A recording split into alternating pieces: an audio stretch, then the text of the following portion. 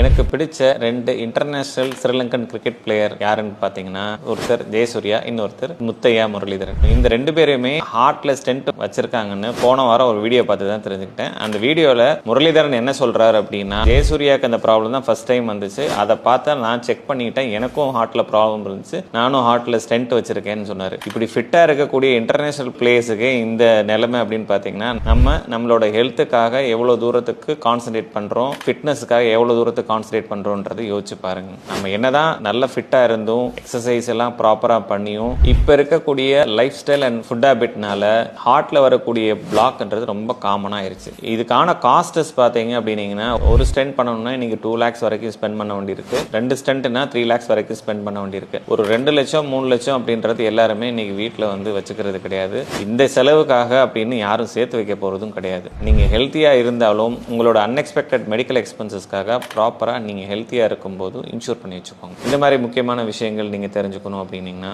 என்ன ஃபாலோ பண்ணிக்கோங்க. உங்கள் மருத்துவம் எங்கள் செலவில்.